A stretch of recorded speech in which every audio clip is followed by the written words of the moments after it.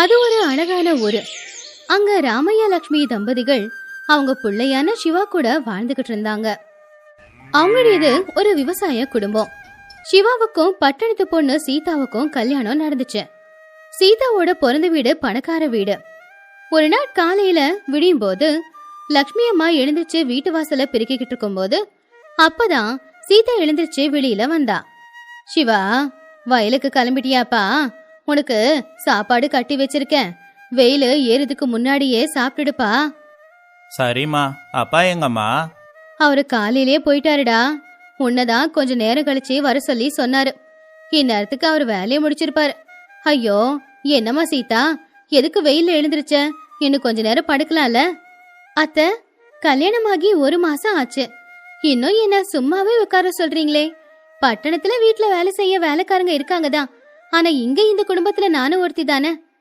லக்ஷ்மி அம்மா கவலையா, ஐயோ வேண்டாமா, நீ வேலை செய்யக்கூடாதுமா. உங்க அப்பா கட்டி கொடுக்கும் போதே சொல்லிதான் கட்டி கொடுத்தாரு. என் பொண்ண நான் பார்த்து பார்த்து வளர்த்திருக்கேன், தயவு செஞ்சு அவளை கஷ்டப்படுத்திடாதீங்கன்னு.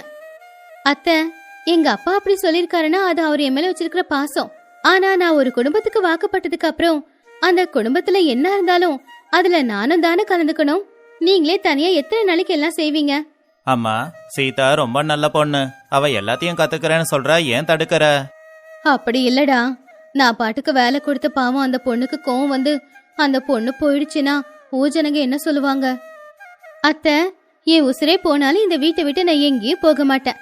என்ன மருமகளை பார்க்காம உங்க பொண்ண நினைச்சு எனக்கு எல்லாத்தையும் கத்து கொடுங்க அத்தை. சீதா அடுப்பு பத்த வைக்கிறதுக்கு முயற்சி பண்ணிக்கிட்டு இருந்தா. ஆனா அடுப்பு ஒழுங்கா எரியாம புகை வந்ததுனால அவ கண்ணெல்லாம் எரிய ஆரம்பிச்சுது. சீதாவுக்கு அந்த புகையால இருமலும் வந்துச்சு. அத்தை, புகை வருது, இத எப்படி சரி பண்றது? அப்ப லக்ஷ்மி அம்மா வேகமா வந்து, ஐயோ சீதா, என்னமா ஆச்சு? கண்ணு செவந்து போச்சா? ஐயோ, நான் தான் அப்பவே சொன்னல இந்த வேலையெல்லாம் கஷ்டம்னு. நீ எதுக்காகமா கஷ்டப்படணும்? இந்த பக்கம் வாமா, நான் பாத்துக்கிறேன். எல்லாத்த, இன்னைக்கு நான் எல்லாத்தையும் கத்துக்கிட்டு தான் ஆகணும். நீங்க பக்கத்திலே உட்காந்து எல்லாத்தையும் சொல்லி கொடுங்க, நான் பொறுமையா கத்துக்கிறேன். உனக்கு எதுக்குமா இவ்வளவு கஷ்டம்?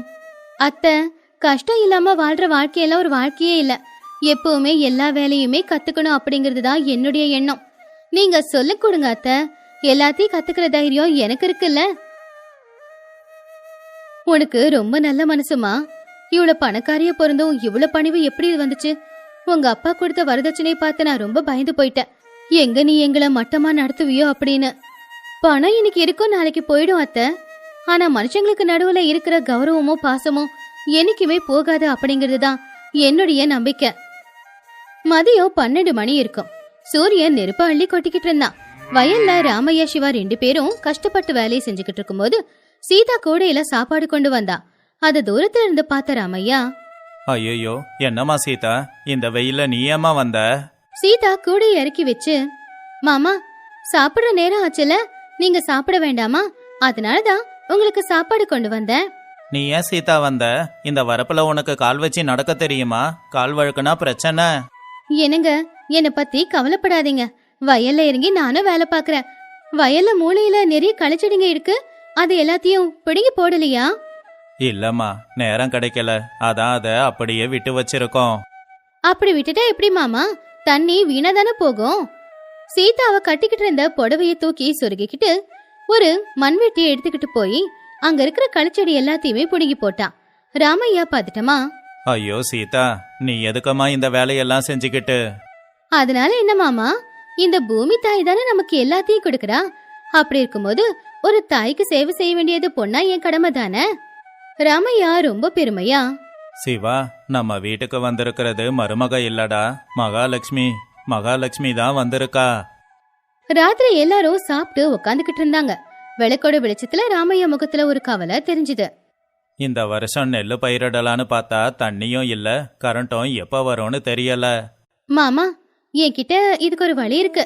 இந்த தடவை நெல்லு பயிரிடாம சொட்டு நீர் பயன்பாட்டுல காய்கறி வளர்க்கலாமா? என்னம்மா சொல்ற?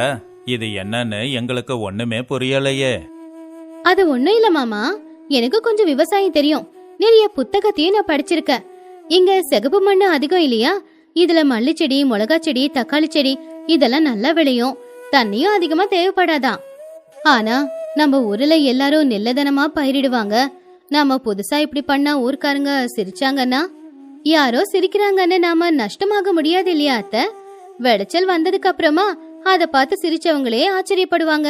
சரிம்மா, நீ இவ்ளோ நம்பிக்கையா சொல்ற. நீ படிச்ச பொண்ணு, நீ சொல்றத நாங்க கேக்குறோம். சில மாசங்களுக்கு அப்புறமா அழகா மல்லிப்பூ செடியும் மிளகா செடியும் வளர்ந்து நின்னுச்சு. சீதா அப்பதான் பாட்டு பாடிக்கிட்டே மல்லிப்பூவை பறிச்சா. என்ன ராமையா, பச்சை பசேல்னு இருக்க வேண்டிய வயலு வெள்ளையா மாறி இருக்கே. மல்லிப்பூ வாசம் ஊரையே தூக்குது.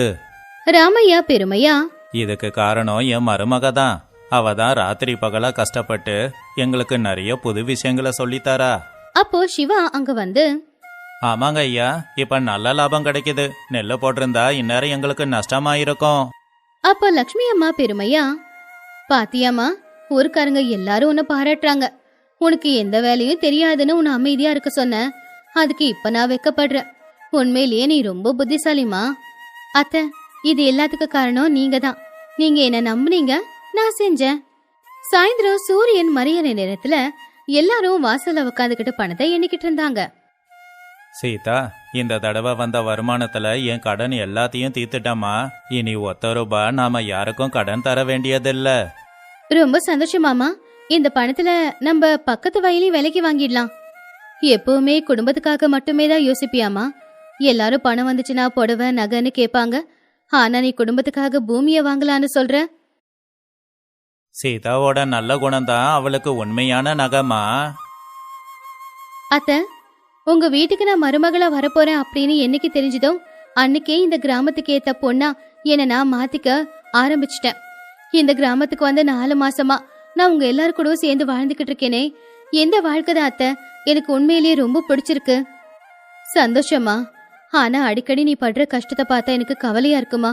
உன் கையெல்லாம் செவந்து போகுது, காப்பு காய்ச்சி போகுது. அத பாக்கும்போது மருமகளை கொடுமைப்படுத்துறோமோ அப்படின்னு எனக்கு கவலையா இருக்கேமா. சீதா மாமியார் கைய பிடிச்சுக்கிட்டு, நீங்க ஏன் அத்தை அப்படி நினைக்கிறீங்க? இதுவே உங்க பொண்ணா இருந்தா போற இடத்துல அனுசரிச்சு வாழணும், எல்லா வேலையும் கத்துக்கணும்னு நீங்க கத்து கொடுப்பீங்க தானே? அந்த மாதிரிதான் எனக்கு எல்லாத்தையும் கத்து கொடுத்தீங்க. நீங்க என்ன பொண்ணா ஏத்துக்கிட்டது எனக்கு ரொம்ப சந்தோஷம் அத்தை. சீதா, ஒரு விவசாயியோட குடும்பத்துல அனுசரணையான பெண்கள் இருந்தா அந்த விவசாயிக்கு ரொம்ப பலமா. அப்படிதாமா நீயும் இருக்க. ஆமாப்பா, சீதா மண்வெட்டிய பிடிச்சுக்கிட்டு வயல்ல வேலை செய்யும் போது நம்ம ஊர்க்காரங்க எல்லாருமே ரொம்ப ஆச்சரியமா பார்த்தாங்க. மாமா, இப்ப இருக்கிற பணத்துல நம்ம ஊர்ல இருக்கிற தண்ணி பஞ்சத்தை நம்ம போக்கி ஆகணும். அந்த தண்ணிக்காக ஏதாவது ஏற்பாடு பண்ணி நம்ம வயலுக்கு மட்டும் இல்லாம நம்ம சுத்தி இருக்கிற அத்தனை பேரோட வயலுக்கும் நாம தண்ணி கொடுக்கணும் மாமா. உன் மனசு தங்கத்தை விட சுத்தம்மா. ஏன்னா நீ உனக்காக யோசிக்கிறது இல்ல, குடும்பத்துக்காக யோசிக்கிற. இப்போ ஊருக்காக யோசிக்கிற. நீ எப்பவுமே நல்லா இருப்பமா.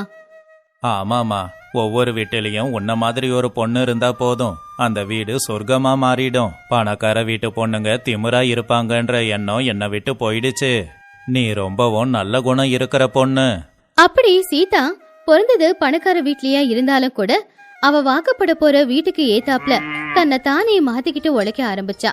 இப்போ அந்த குடும்பம் முதல்ல இருந்ததை விட ரொம்பவும் சந்தோஷமா வாழ்ந்துகிட்டு இருந்துச்சு. சீதா அந்த குடும்பத்துக்காக மட்டும் இல்லாம ஊருக்காகவும் யோசிச்சு சில வேலைகளை செஞ்சா. அதனால இப்போ அந்த குடும்பத்தோட சேர்ந்து அந்த ஊர் மக்களும் ரொம்ப சந்தோஷமா வாழ்ந்துகிட்டு இருந்தாங்க. இப்படிப்பட்ட மருமக வந்ததை நினைச்சு மாமனார் மாமியார் 2 பேருமே ரொம்பவும் பெருமைப்பட்டாங்க. அது மட்டும் இல்ல, இப்படிப்பட்ட பொண்ணு தனக்கு மனைவியா கிடைச்சதை நினைச்சு சிவா கூட எப்பவுமே பெருமைப்பட்டுக்கிட்டே தான் இருந்தான். Check out these awesome videos and don't forget to subscribe. See you next time.